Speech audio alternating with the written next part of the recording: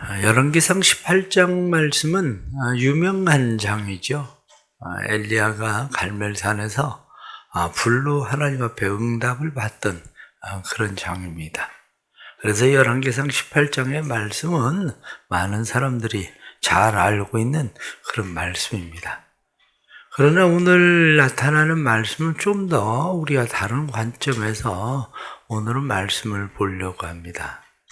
열왕기상 18장에 나타나는 말씀은 주인공은 하나님이시죠. 하나님께서 이스라엘 백성들에게 불을 내리시고 그리고 그들에게 비를 내리시는 하나님, 그 하나님에 대한 이야기, 그리고 가장 두드러지게 두각을 나타내고 있는 사람은 다름 아니라 또 엘리야라고 하는 사람입니다. 그러나 오늘 성경에 나타나는 말씀 속에서 우리는 또 다른 사람들을 한번 살펴보려고 우리가 생각을 합니다.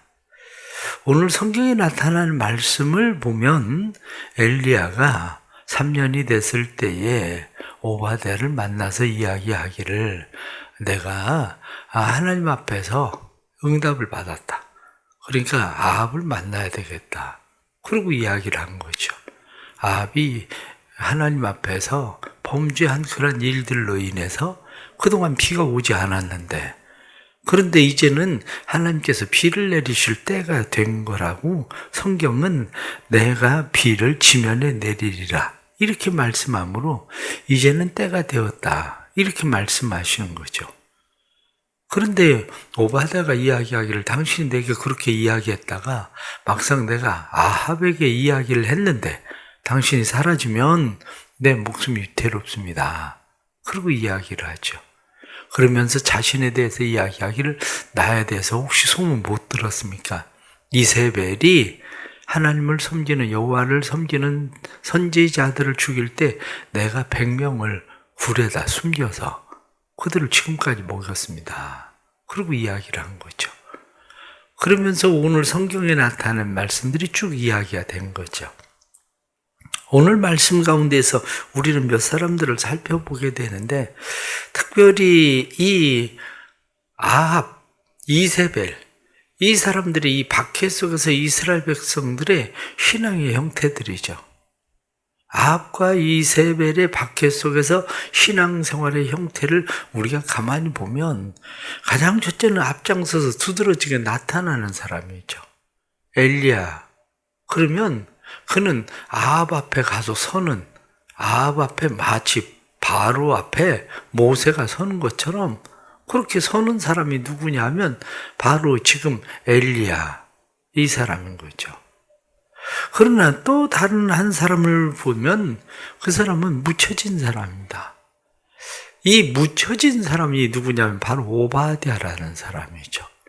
오바댜라는 사람은 성경에 나타난 말씀을 보면 어렸을 때부터, 그래서 12절 말씀 보면 당신의 종은 어려서부터 여호와를 경외하는 자입니다. 어려서부터 하나님을 잘 경외하는 사람이었는데 이 오바댜는 왕궁을 맡은 사람 이렇게 표현하고 있습니다. 그러니까 왕궁의 국고를 맡고 있는 그런 사람이었었던 거죠. 그래서 이 오바댜는 아합이라는 왕의 밑에 있었지만 아합 왕의 밑에서 신임을 받고 있음에도 불구하고 그는 지금 하나님을 잘 경외하는 사람. 그러면서 하나님을 경외하고 있기 때문에 그는 자기 자신이 하나님을 경외한다는 사실에 대해서는 드러내고 있지는 않지만 그는 하나님을 경외하는 사람으로서 다른 사람들의 눈에는 잘 보이지 않는 묻혀진 사람처럼 지금 보이는 거죠. 또 다른 사람들은 누구냐면 숨겨진 사람들이죠. 오바댜가 100명의 사람들을 숨겨두었어요. 그런데 실상은 100명의 사람들만 있는 것이 아니라 열왕기상 19장 18절에 나타난 말씀을 보면 바알에게 무릎 꿇지 않고 입 맞추지 아니한 사람이 7,000명이나 있다. 이렇게 말씀하는 사람들이 있죠. 묻혀져 있는 사람. 그러니까 이 사람들은 숨겨져 있어요. 오바댜에 의해서 숨겨져 있든지 이 사람들은 자기 자신을 드러내고 있지는 않지만 여전히 바알에게 무릎 꿇지 않은 이러한 사람들, 이 숨겨진 사람들이 여전히 사방에 있었죠. 이러한 사실을 대해서 잘 모르고 있는 엘리야 같은 경우는 22절 말씀에 보면 여호와의 선지자는 나만 홀로 남았으나, 이렇게 자기 자신만 홀로 남은 것처럼 엘리야는 생각하고 있지만 이미 그렇지 않은 선지자들을 다 죽이는 사람들 가운데 그런 사람들이 있었던 거죠. 또 하나는 순교한 사람들이죠. 아합과 이세벨에 의해서 순교되어진, 이미 죽음을 당한 사람들, 이 사람들도 있는 거예요. 또 한 부류의 사람들은 오늘 성경에 나타난 말씀을 보면 21절 말씀에 엘리야가 백성들에게 가까이 가서 이야기하기를 어느 때까지 둘 사이에서 머뭇머뭇하려느냐, 이렇게 말씀한 것처럼 머뭇거리고 있는 사람들. 그러니까 세상을 살아가면서 이 환난과 핍박, 박해들이 올 때에 사람들의 형태는 다양한 거죠. 신앙의 형태들은 다양한 형태로 나타납니다. 코로나19의 상황이 우리나라에 뿐만 아니라 세계적으로 닥쳤을 때 코로나19의 상황들 속에서 사람들의 신앙의 형태는 아마 오늘 성경 본문에 나타난 말씀처럼 다양하게 나타날 거예요. 어떤 사람들은 거의 순교를 당하다시피 박해를 받아서 그런 사람들도 있고, 어떤 사람은 유튜브를 보면 방송에 앞장서서 계속 정부와 대항하고 싸우고 있는 엘리야 같은 사람들도 있고, 어떤 사람들은 묻혀져 있는 사람들도 있고, 어떤 사람은 숨겨져 있는 사람들도 있고, 형태들은 각각 다양하다는 거죠. 그러나 이 다양한 형태들 속에서 우리가 먼저 생각해야 되는 것은 뭐냐? 바로 그거예요. 우리가 먼저 생각해야 되는 것은 엘리야 같은 생각만이 옳지는 않다는 거죠. 엘리야는 스스로 생각하기를 나 혼자 남았습니다, 이렇게 이야기하지만 하나님은 엘리야 혼자 남았다고 이야기하지 않는다는 거죠. 이미 오바댜에 의해서 숨겨져 있는 사람들 뿐만 아니라 19장에 나타난 말씀처럼 입 맞추지 않고 무릎 꿇지 않은 7,000명의 같은 사람들도 여전히 있는 거죠. 이런 사람들이.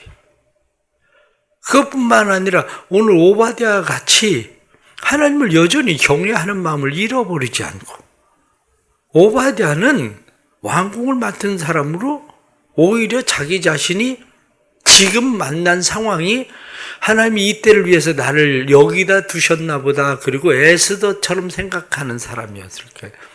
왜냐하면 100명을 먹이려면 사실은 쉬운 일이 아니거든요. 그런데 그가 왕궁을 맡고 있었던 사람이기 때문에 재정적으로 그는 나름대로 풍요가 있었을 거예요. 그러니까 그가 생각하기를 하나님께서 이때를 위해서 나를 두셨나 보다. 그래서 그는 100명의 사람들을 숨겨서 계속 그들을 먹이면서 살고 있었던 사람인 거죠. 그러니까 우리는 스스로 내가 생각을 할 때, 나만 교회 나와서 교회 열심히 예배를 드리고 난 이렇게 하고 있기 때문에 내 믿음만 옳고 나만 지금 하나님을 위해서 열심을 내고 있다. 엘리야처럼 나는 하나님을 위한 열심이 특심한 사람이다, 이렇게 생각해서만도 안 된다는 사실이죠. 왜냐하면 오늘날 교회가 어려움을 당하고 이러한 일들이 일어나고 있을 때에 우리 교회처럼 지속적으로 예배를 그냥 드리고 이렇게 하는 교회만이 옳은 것인가 라고 생각을 할 때 이것만이 옳다, 꼭 그것만도 아닌 거죠. 그러나 그렇다고 해서 교회가 교회 문을 닫아도 된다, 이렇게 이야기하는 것이 옳은가? 그럼 그들은 왜 문을 닫았을까? 라고 하는 것을 생각해 볼 필요는 있는 거죠. 왜냐하면 저희 노예 같은 경우만 해도 제가 알기로는 우리 교회, 우리 노예 안에 목회자들 가운데에 이미 예배가 없어진 교회들은 가정의 가족들만 예배를 드리는 그러한 교회들은 10개 이상입니다. 그 목회자들은 가서 택배를 하든지 운전을 하든지 일용직을 하든지 이미 그런 상황으로 내몰렸어요. 교회가 문을 닫아야 한국교회가 부흥을 한다, 교회 불을 꺼야 된다 이렇게 외치던 사람들, 그럼 그 사람들의 말이 옳은가? 그렇지는 않아요. 그 사람들의 말대로 그렇게 교회들이 문을 닫고 그러다가 교회들이 우리 교회 노예만을 생각을 하고 계산을 해도 10,000개 이상의 교회들이 사라졌다고 예배를 드리지 않고 있다고 얘기하는 것이 그게 그냥 허수만은 아닐 수 있다라는 생각이 들어가요. 그런 일들이. 그러면 요즘 가장 힘들고 어려운 사람들 중에 한 사람이 누굴까 생각을 해보면 아마 공무원들일 거예요. 공무원들 같은 경우는 어떤 면으로는 오바댜 같은 사람들도 많은 거죠. 공무원들 중에 오바댜 같은 사람이 있다는 것을 우리가 분명히 알게 되는 것은, 예를 들면 경기도 같은 경우는 거의 예배가 새벽 기도에도 못 드릴 정도로 완전 폐쇄를 당했습니다. 왜? 그 모모 지사 때문에. 강하게 위에서부터 밀어붙이니까 경기도 같은 경우는 거의 그런 상황으로 벌어졌죠. 그러나 다른 지역은 내가 시범적으로 교회들이 정말 그렇게 전파가 되는지 안 되는지 내가 시범적으로 해보겠다. 그리고 교회들을 허용한 지역도 있습니다. 국가에서 심지어는 못하게 해도 우린 시범적으로 해보겠다. 그리고 하는 지역도 있어요. 아마 생각을 해보면 어떤 면으로는 오바댜 같은 사람들도 있어요. 지역적으로는 너무 그렇게 심하게 하지 마라. 그래서 위에서 국가에서 얘기하니까 공개적으로는 하지만 그렇게 심하게 단속하지 마라. 그리고 공무원들 주일날 보내고 이런 일들 별로 하지 않는 지역도 있습니다. 보고는 하라고 해도 별로 안 하는 지역도 있어요. 그게. 그럼 그 사람들은 누굽니까? 오바댜 같이 여전히 교회를 보호하고 그리스도인들을, 성도들을 보호하려고 하는 사람들이기도 해요. 그런 사람들이. 그렇기 때문에 모든 사람들이 다 똑같은 건 아니에요. 교회에 나와서 예배를 드리고 있는 사람들만 믿음이 있는 사람들이 아니고, 때로는 오바댜에 의해서 동굴에 숨어서 그렇게 3년을 버티고 견디고 있는 사람들도 성경은 선지자라고 이야기해요. 여호와의 선지자들. 그 사람들도 여전히 여호와의 선지자들이라는 거죠. 그렇다면 먼저 우리가 가져야 되는 생각이, 내가 가지고 있는 신앙의 형태만이 옳다라고 생각하는 것은, 그것은 엘리야가 가지고 있었던 교만 같은 신앙일 수도 있는 거죠. 그것이. 그러면 우리는 이런 상황에서 어떻게 우리가 신앙생활을 해야 되나 하는 일이겠죠. 이런 상황에서 우리가 어떻게 신앙생활을 해야 되나 라고 이야기를 하면, 하나님께서 내게 주어진 하나님의 사명이 각각 다른 거죠. 만일에 오바댜가 생각하기를 나는 여호와를 경외하는 사람인데 당신이 여호와를 경외하는 사람들을, 선지자들을 박해하고 핍박하니까 난 당신 밑에서 일 못하겠다. 그리고 오바댜가 그만두었다고 생각을 해봅시다. 그런 사람들이 전부 다 그만둔다고 생각을 해봅시다. 그럼 나라가 어떻게 되겠습니까? 오늘 성경에 나타난 말씀을 보면 엘리야를 볼 때 아합이 뭐라고 이야기하냐면 이스라엘을 괴롭게 하는 자여, 이렇게 이야기합니다. 이스라엘을 괴롭게 하는 자여. 그러니까 엘리야가 무엇라고 이야기하냐면 18절 말씀에 내가 이스라엘을 괴롭게 한 것이 아니라 바로 당신이 이스라엘을 괴롭게 하는 사람입니다. 왜? 당신이 여호와의 명을 버렸기 때문에 바알을 따랐기 때문에, 당신 때문에 나라가 어려워진 거지, 괴로움에 빠진 거지, 내가 이스라엘을 괴롭게 하는 게 아닙니다. 그래, 정부는 교회가 나라를 괴롭게 한다고 생각을 해요. 교회들이 계속 예배를 드리고 문을 열고 그래서 나라를 괴롭게 한다. 그런데 우리가 바라보는 쪽은 나라가 국민을 괴롭게 하고 있어요. 나라가. 서로 관점은 다른 거예요. 관점이. 이 관점이 다른 상황 속에서 우리가 해야 되는 일은, 내게 주어진 사명은 뭐냐, 그거예요. 엘리야처럼 나서야 되는 사람도 있어야 돼요. 그것뿐만 아니라 오바댜 같은 사람도 있어야 돼요. 오바댜 같은 사람도. 그것만 아니라 오바댜에 의해서 숨겨져 있는 선지자 같은 사람들도 있어야 되는 거예요. 그게. 그들은 겁이 많아서 비겁해서 그렇게 되었느냐? 그건 아니죠.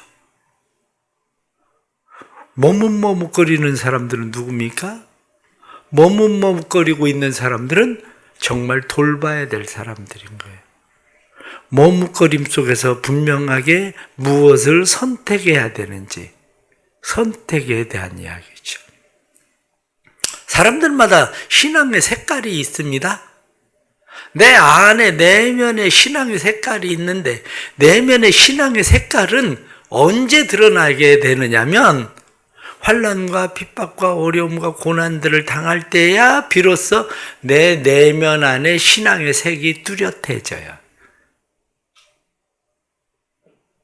우리가 가지고 있는 신앙의 색깔은 어떠한가?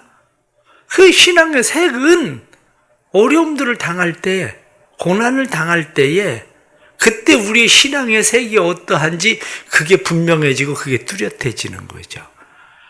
그게. 중요한 것은 내 내면의 신앙의 색이 분명하고 뚜렷해져야 될 때, 분명하고 뚜렷해지는 신앙의 내면의 신앙의 색이 선명해지는 일들은 필요하다는 거죠. 우리에게. 우린 스스로 나는 어떤 신앙의 색을 가지고 있나 하고 살펴볼 필요는 분명하게 있죠. 그러한 일들이. 오늘 말씀을 결론적으로 말씀을 생각하면 오늘 말씀은 그렇습니다. 어려움을 당하는 상황들 속에서 그리스도인들은 누구를 비난해야 되는 사람들은 아닙니다. 너는 왜 그렇게 하냐? 누구를 비난해야 되는 게 아니라 그리스도인들은 그리스도의 사람들에 대해서 인정할 줄 아는 자세가 필요한 거죠.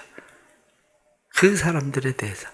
그들이 가지고 있는 신앙의 색이 나하고 다른 신앙의 색깔을 가지고 있다고 해도, 나하고 다른 신앙의 색을 가지고 있어도 분명히 그들이 동굴 속에 숨어 있는 것처럼 보여져도 그들은 여호와의 선지자라고 말하는 것처럼 그가 비록 아합의 밑에 있어도 하나님의 사람인 것처럼 우리가 인정해야 되는 것은 하나님의 사람들에 대한 자기들의 신앙의 색을 가지고 있는 하나님을 경외함의 신앙의 색은 인정해야 된다는 거죠.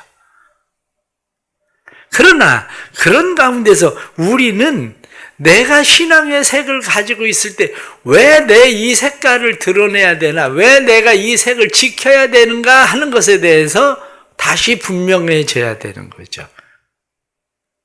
왜 이 신앙의 색에 대해서 분명해져야 됩니까? 그것은 하나님을 섬기는 방법이 다양하기 때문에 그래요. 하나님을 섬기는 방법은 다양합니다. 그렇기 때문에 우리가 하나님을 섬기는 방법이 다양한 이 다양성 속의 일치, 어떻게 하나님을 다양하게 섬길 수 있을까? 다양성 속의 일치죠. 다양성 속의 일치라고 하는 것은 이런 겁니다. 나는 교회 안에서 찬양대를 합니다. 난 교회 안에서 교사를 해요. 교회 안에서 누군가는 예배 안내자가 됩니다. 사람들은 생각하기를 아니 교사는 예배가 끝나도 우리 일주일 내내 아이들을 돌보고 그래야 되는데 당신은 편하니까 일주일에 한 번 연습하기 위해서 찬양대 하는 거 그냥 거기 그냥 한 번 하면 되니까 찬양대 하는 거 아니냐 이렇게 생각할 수도 있습니다. 찬양대원들은 생각할 때 우리는 그래도 일찍 나가서 연습이라도 하지 안내위원들은 그것도 안 하잖아 이렇게 생각할 수도 있습니다. 그러나 그건 다양성일 뿐이에요. 하나님을 섬기는 방법의 다양성. 교회들도 역시 마찬가지입니다. 그리스도인들도 마찬가지입니다. 하나님을 섬김에 있어서의 다양성. 그러나 분명한 것은 그러므로 교회가 된다는 거죠. 교사도 있어야 되고 찬양대원도 있어야 되고 안대위원도 있어야 되고 그러므로 교회가 되는 거예요. 마찬가지로 환난과 핍박과 어려움들을 당하고 있지만 이러한 가운데서 여호와를 경외하는 신앙의 색깔, 그 색깔이 비록 다를지라도 그 색이 선명하게 하나님을 경외함을 드러내고자 하는 색이라면 인정해야 된다는 거죠. 그것이 서로 일치가 되는 일치가 필요하다는 거죠. 오늘도 주시는 이런 말씀들 생각하면서 우리는 지금 다양함 속에 살고 있습니다. 그러나 분명한 것은 내 안에 하나님을 경외하는 신앙. 오늘 성경 말씀에 여호와를 지극히 경외하는 자라 야레메오트 이렇게 말하거든요. 지극히 경외한다. 열심과 정성을 다해 힘에 진하도록 하나님을 섬긴다. 그렇습니다. 열심과 정성을 다해서 힘에 진하도록 하나님을 섬기는 야레메오트 라고 이야기하는 지극히 하나님을 경외하는 이 삶이 우리에게 필요한 거죠. 오늘도 하나님을 경외하는 마음으로 믿음으로 또 오늘 하루 믿음으로 승리할 수 있기를 바랍니다. 기도하겠습니다. 하나님 아버지 여러 가지 힘들고 어려운 코로나의 상황들 속에서 우리는 다양한 신앙생활을 합니다. 그러나 그 다양성 속엔 하나님이 하시는 일, 하나님의 방법이 있음을 저희들은 믿습니다.